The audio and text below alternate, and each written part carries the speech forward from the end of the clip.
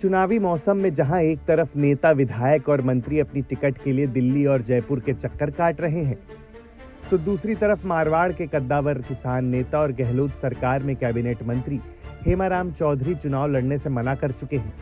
इसी बात से मंत्री हेमाराम चौधरी के समर्थक बेहद निराश हैं। सोमवार को हेमाराम चौधरी के हजारों समर्थकों ने महाकुंभ का आयोजन कर मंत्री हेमाराम चौधरी को चुनाव लड़ने के लिए मनाने की कोशिश की।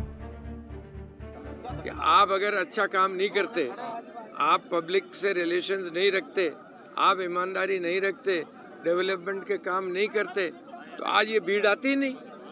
और अब आप इतने साल तो हमको आपने गोदी में रखा, हाँ, और अब आपने कह दिया कि चलो जाओ छुट्टी।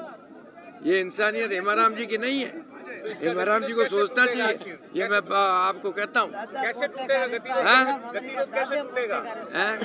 गतिरोध भरना मंजूर है, खड़ा करके रहेंगे। जैसा हम देखते हैं कैसे नहीं होते हैं खड़े। रैली में लोग रो पड़े और अपनी पगड़ी तक हेमाराम चौधरी के पैरों में रख दी, लेकिन हेमाराम चौधरी चुनाव लड़ने के लिए राजी नहीं हुए।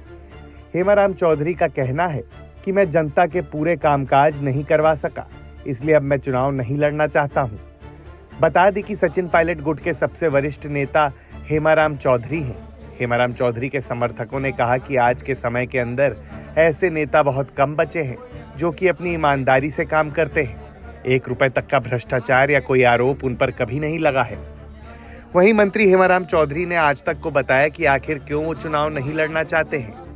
उन्होंने कहा कि सबसे बड़ी वजह यह है कि बहुत से ऐसे प्रोजेक्ट हैं जो कि मैं अपनी ही सरकार में पूरा नहीं करवा पाया। 80 से मैंने चुनाव लड़ा, मैं ही लड़ता जाऊं, ठीक है ना, तो फिर दूसरे लोगों को मौका कब मिलेगा। 13-14 के बाद में फिर हमारी सरकार बनी।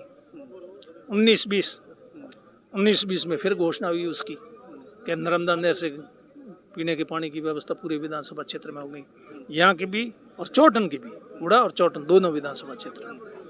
19-20 की घोषणा, 13 शब्द की घोषणा, अभी तक वो योजना परवान पर नहीं चढ़ी। हालांकि उन्होंने किसी का नाम नहीं लिया, लेकिन इशारा मुख्यमंत्री अशोक गहलोत पर करते नजर आए। पानी से लेकर कई अन्य योजनाएं मेरे इलाकों में अभी तक शुरू नहीं हुई है। ऐसे में फिर से मैं चुनाव लड़कर यहाँ की जनता के साथ धोखा नहीं करना चाहता हूँ।